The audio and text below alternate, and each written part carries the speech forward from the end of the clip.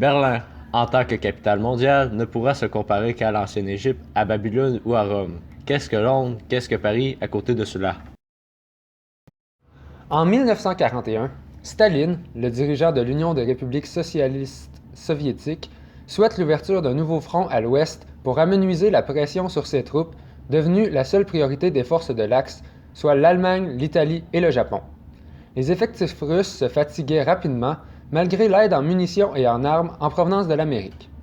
Effectivement, après la conquête de la France par les Allemands, la majorité des armées allemandes sont envoyées sur le front Est pour combattre l'URSS. Les États-Unis, forts de plusieurs victoires contre le Japon dans l'océan Pacifique, étaient en pleine montée de puissance. Cependant, des préparatifs ont déjà été entamés par les Allemands qui connaissaient les fortes probabilités d'un débarquement à l'ouest. Dans l'optique de l'ouverture d'un front à l'ouest, les principaux dirigeants alliés se rencontrèrent en janvier 1943 à Casablanca, au Maroc. Lors de cette conférence, Winston Churchill, Joseph Staline et Franklin Roosevelt, respectivement leaders de la Grande-Bretagne, de l'URSS et des États-Unis d'Amérique, étudièrent fortement l'idée d'un débarquement. Churchill, de son côté, souhaitait fortement l'invasion de la France, puisqu'ainsi il rayait les possibilités d'invasion japonaise et allemande sur l'île de Grande-Bretagne. Vous aviez à choisir entre la guerre et le déshonneur. Vous avez choisi le déshonneur et vous aurez la guerre. Pour atteindre cet objectif, il souhaitait utiliser l'immense capacité industrielle des États-Unis pour rééquiper les troupes anglaises et construire des véhicules comme des blindés, des avions ou des navires.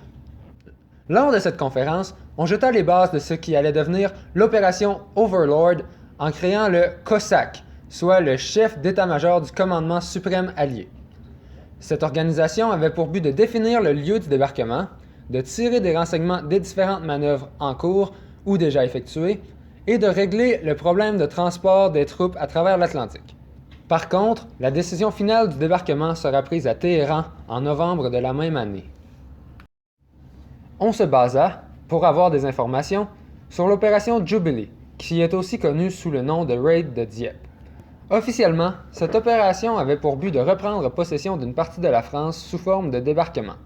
Par contre, en pratique, 3378 hommes, majoritairement des Canadiens, ont payé de leur vie cette tentative de récupérer des informations sur la défense et le temps de réaction allemand. Il est dur d'échouer, mais il est pire de n'avoir jamais tenté de réussir. Finalement, le COSAC jeta son dévolu sur les plages de Normandie pour effectuer un éventuel débarquement. Plusieurs raisons fort simples derrière ce choix. Les côtes bretonnes sont trop éloignées de celles anglaises pour assurer un support efficace. Les terres de Hollande ont été inondées par les Allemands pour éviter le déplacement par char ou le parachutage d'hommes. Les côtes belges sont sujettes à de grands vents et à une météo imprévisible. Les Allemands s'attendaient à un débarquement au Pas-de-Calais, puisque c'est à cet endroit que la Manche est la plus étroite, donc la Normandie était le choix évident pour un débarquement. De plus, les plages normandes possèdent un avantage assez inusité. Elles étaient composées de sable, comme toute bonne plage, mais aussi de beaucoup de petits galets, ce qui les rendait similaires aux berges anglaises. De cette manière, on put entraîner les soldats sur ces plages pour leur permettre de comprendre les contraintes imposées par le terrain.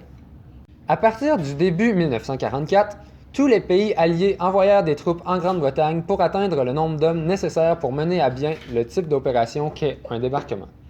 On assista donc à un effet de concentration des troupes sur un seul et même territoire. Le jour du débarquement, il y aura plus d'1,5 million d'hommes en Grande-Bretagne. Il s'agit de 15 fois le nombre de spectateurs présents au FEC pour voir Metallica. Au même moment, les premiers navires de transport quittèrent l'Amérique à direction de l'Europe. Ainsi débuta une intense chasse entre les navires alliés et les U-boats allemands dans l'océan Atlantique. On réalisa le souhait de Churchill et fit tourner à plein régime les usines américaines pour l'effort de guerre. Pour préparer le débarquement, on procéda, à l'aide d'avions, à la photographie des différents sites de débarquement. Le 6 décembre 1943, on remplaça le COSAC par le CHAEF, soit le Quartier général suprême des forces expéditionnaires alliées. On nomma à sa tête un certain Dwight D. Eisenhower, alors général émérite. Pendant ce temps, les troupes alliées s'entraînent sans cesse et leur morale est assez élevée. Les navires de guerre s'accumulent dans les ports et, début janvier, on commença à bombarder perpétuellement les côtes nord françaises, comme celle de Dunkerque et celle de La Pallice.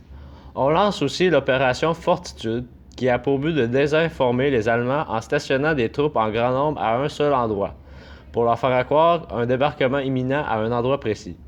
Ils ont aussi utilisé des troncs d'arbres pour simuler des canons et des chars gonflables afin de donner l'impression qu'ils avaient une grosse armée prête à attaquer. Les pays alliés eurent aussi recours à l'aide de la résistance française. Ayant des doutes au départ sur la loyauté de l'organisation, on décida d'organiser le débarquement sans la consulter ni l'utiliser. Par contre, on lui fit de plus en plus confiance, et elle fut finalement l'une des majeures raisons de la réussite du débarquement. Cette organisation clandestine utilisait la BBC pour envoyer des messages codés, sous forme de poèmes et de chansons. Les destinataires étaient les seuls à connaître la véritable signification de ces communications. Tout au long des préparatifs de l'opération Overlord, la résistance française commit plusieurs délits comme saboter les lignes à haute tension, détruire les dépôts d'armes et de carburant ou neutraliser les axes routiers. On estime aussi que 80% des renseignements de terrain utilisés lors du D-Day provenaient de la résistance française. Comprenant dès lors qu'un débarquement à l'ouest se préparait, les Allemands débutèrent la construction du mur de l'Atlantique, qui avait pour but de parer d'éventuelles attaques amphibies.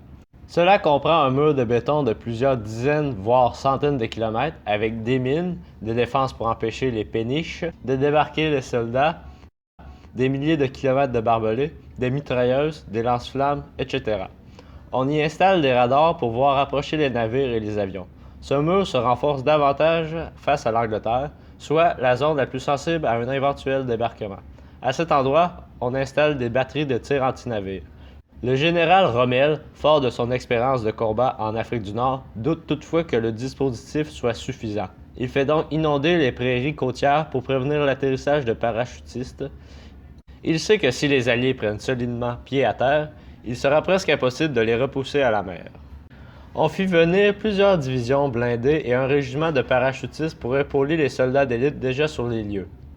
Par contre, ces soldats sont souvent amenés à l'ouest pour leur permettre de se reposer et de combattre sur le front est contre l'URSS. Aussi, le moral des troupes allemandes est en baisse, après déjà 5 ans de combats effrénés. Les divisions sont souvent critiques les unes envers les autres, et on dit même que les unités prennent des décisions pour rabaisser leurs pairs, au lieu de faire dans l'intérêt de l'Allemagne. La marine de guerre allemande, elle, se voit mal rivaliser avec l'impressionnante flotte de 6000 navires des Alliés, elle qui ne possède plus que quelques 300 bâtiments à sa disposition. Les dirigeants s'opposent aussi sur la tactique à adopter lors du débarquement. Rommel souhaite que l'on empêche les Alliés de toucher terre pour ne pas qu'ils soient en mesure de gagner en force. Von Rundstedt, pour sa part, souhaite laisser les troupes ennemies toucher terre pour ensuite les repousser. Par contre, les deux hommes s'accordent sur un point. Ce sont les chars allemands qui peuvent faire la différence.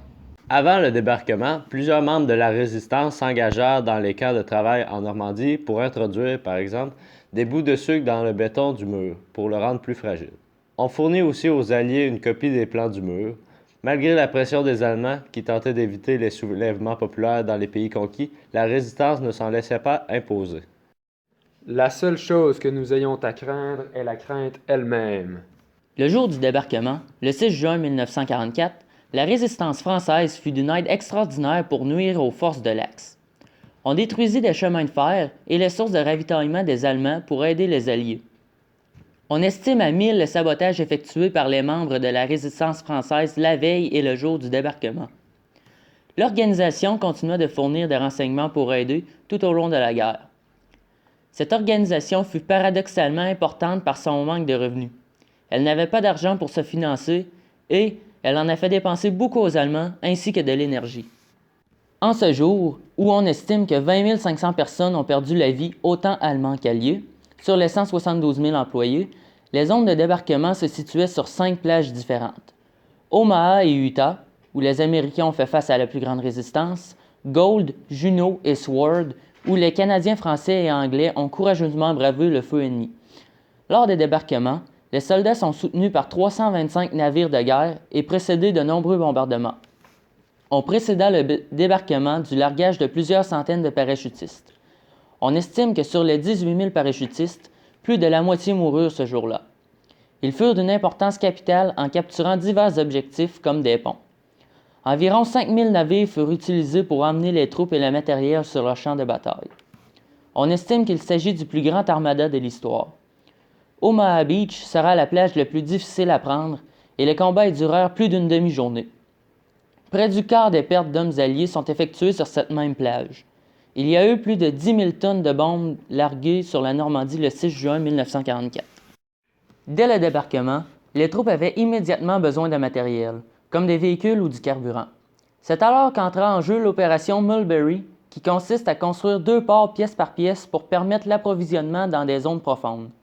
On construisit, pendant les jours suivants, plus tôt, un pipeline sous-marin entre la Normandie et la Grande-Bretagne. Le facteur ayant fortement joué en faveur des Alliés est que les Allemands les attendaient dans le Pas-de-Calais et non en Normandie. Les Alliés en profitèrent pour établir un front solide qui leur permit d'entreprendre la reconquête de l'Europe. Au départ, le débarquement était censé avoir lieu le 5 juin, mais de très mauvaises conditions météorologiques forcèrent Eisenhower à reporter la date du jour J. Comme le disait Winston Churchill, « Il n'y a aucun mal à changer d'avis, pourvu que ça soit dans le bon sens. » Les Allemands s'attendaient à une attaque à marée haute, puisque cela faciliterait l'approche des transports de troupes. Les Alliés voulaient donc attaquer à mi-marée montante, pour provoquer un effet de surprise. On avait aussi besoin d'une nuit de pleine lune pour faciliter la tâche aux troupes aéroportées comme les parachutistes, qui vont devoir se déplacer à tâtons. Finalement, l'attaque navale devrait se dérouler au crépuscule pour permettre de bien viser leurs objectifs. Ce débarquement permit aux Russes de reprendre du territoire. De plus, les Allemands, pensant que le débarquement de Normandie n'est qu'une diversion, s'attendent à un autre débarquement dans le Pas-de-Calais. Ils y laissent stationner 150 000 hommes qui ne seront plus d'une grande utilité. Le débarquement de Normandie marquera un tournant dans la Seconde Guerre mondiale. Il permettra la libération de Paris, en août 1944, et de désengorger le front russe, qui pourra lui aussi reprendre du terrain. Sans la réussite du débarquement de Normandie, les Allemands auraient sans doute remporté la Seconde Guerre mondiale. La population de la Normandie fut largement touchée par les dommages collatéraux causés par les bombes et la destruction d'infrastructures comme des routes, des chemins de fer, des ponts, etc. On estime qu'environ 2050 civils ont perdu la vie ou ont été portés disparus pendant l'opération Overlord. Aujourd'hui, les plages attirent des dizaines de milliers de touristes par année, venus pour se rendre compte d'un des événements les plus importants de l'histoire de l'homme. La grande leçon de vie, c'est que parfois, ce sont les fous qui ont raison